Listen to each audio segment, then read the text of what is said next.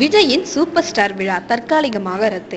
நாங்கள் நடத்திய கருத்து கணிப்புப்படி விஜய் தான் அடுத்த சூப்பர் ஸ்டார் என்று அறிவித்த அந்த வார பத்திரிகை ஆகஸ்ட் 15 மதுரையில் விழா எடுத்து அவருக்கு சூப்பர் ஸ்டார் பட்டத்தையும் கொடுத்து விட வேண்டும் என்று விழா ஏற்பாடுகளில் மும்பரமாய் இருந்தது. ஆனால் இந்த விழாவுக்கு அமைக்கப்பட்ட குழு விழாவில் கலந்து கொள்ள முக்கிய கோலிவுட் நடிகர் நடிகைகளை திரட்டும் பணியில் இறங்கியது. அப்போது ஒரு பிரபல நடிகரின் வாரிசு ரஜினி அண்ணன் தானே இப்போதும் சூப்பர் ஸ்டார்.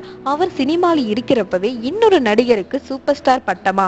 ஆளை விடுங்க, என்னை எல்லாம் இந்த விழாவுக்கு தயவு செய்து கூப்பிடாதீங்க என்று நெத்தியடியாக சொல்லிவிட்டு நழுவி கொண்டாராம்.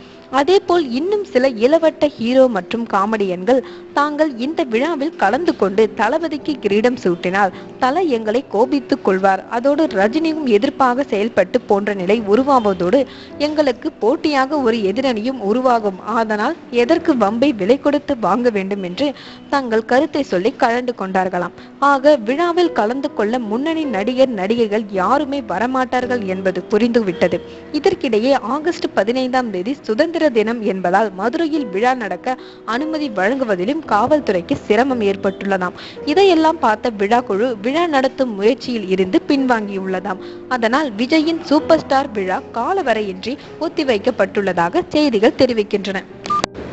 For more videos, subscribe our Trends channel.